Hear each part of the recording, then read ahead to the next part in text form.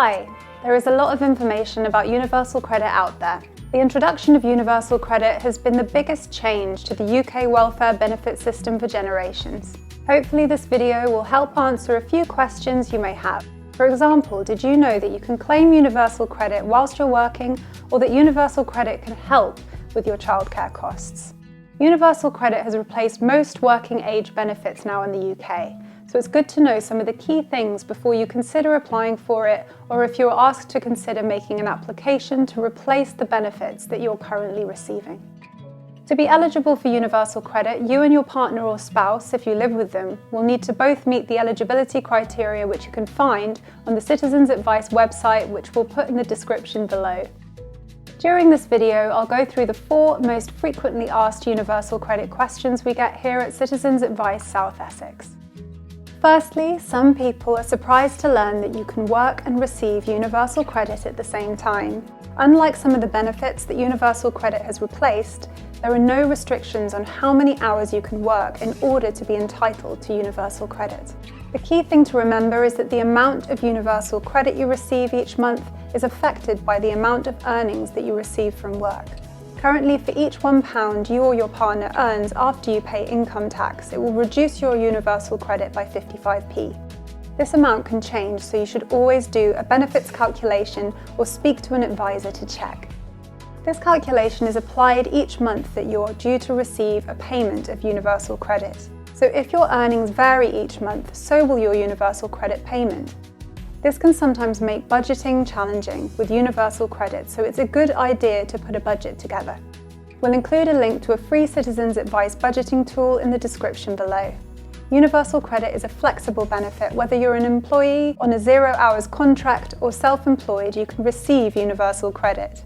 However, please remember, if you or your partner are self-employed, the rules around universal credit calculates your income are slightly different. You can read more about how people who are self-employed need to report their earnings to universal credit and get help from an advisor using the link to the Citizens Advice Help to Claim team. If you have any questions, we will include links in the description below. Now, let's move on to our next question. One of the biggest worries people have when they claim universal credit is that it is paid in arrears and that there is an initial 5 weeks waiting period before they receive their first payment. This can be a long wait for most people. It's worth noting that if you're already in receipt of benefits that universal credit has replaced, your old benefits may continue to be paid for a further 2 weeks after you have made your application for universal credit. This is known as a run-on period. If you are unsure if this applies to you, why not contact us to check? You can request an advance payment to help you with your living and housing costs while you are waiting for your first payment. The amount will be based on your circumstances. You should consider how much you will need for this period, as you do not need to borrow the whole amount that you are offered. You will have to pay this amount back interest-free over a maximum of 24 months. If your claim stops for any reason before you have paid the advance payment, you will still need to continue making payments.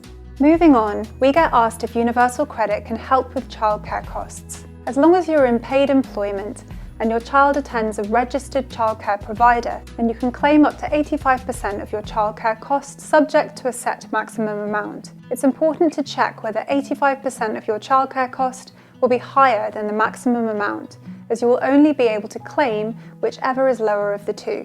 Don't forget, universal credit is made up of different elements.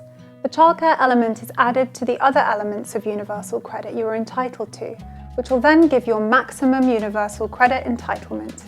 This means you may get less than 85% of your childcare cost because universal credit is reduced by the income, as we have explained earlier. You would have to pay for your childcare cost first, then report the amount through your universal credit account and provide proof that you have paid.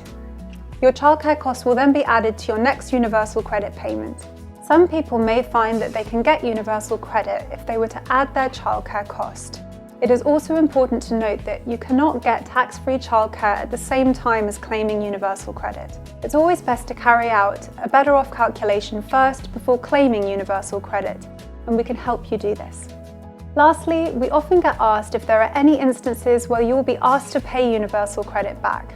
If you don't report a change of circumstance to universal credit, such as splitting up with your partner or moving into a new flat where the rent is cheaper, in those instances, universal credit won't have the correct information to calculate how much universal credit you should be receiving, and you may accidentally be paid more than you should be. This is called an overpayment, and you would need to pay the difference back to universal credit. If you make sure to report all changes to your circumstances whilst you're receiving universal credit, your payments should be correct and you won't receive overpayment, meaning you won't have to pay any of your universal credit back. The easiest way to report a change of circumstance is to report it in your online account on the home page. If you don't have an online account or you can't access it, you should call Universal Credit to report the change during their opening hours. There isn't a full list of changes of circumstance, so it's a good idea to report any changes in your life to Universal Credit whilst you're claiming to avoid receiving an overpayment. We hope that this video has answered some of the questions that you might have had. Claiming Universal Credit does not need to be difficult and can be straightforward as long as you have the correct information. At Citizens Advice, we are here to help you. If you are struggling or unsure whether to apply for Universal Credit or need help with filling in the online form, we can guide you.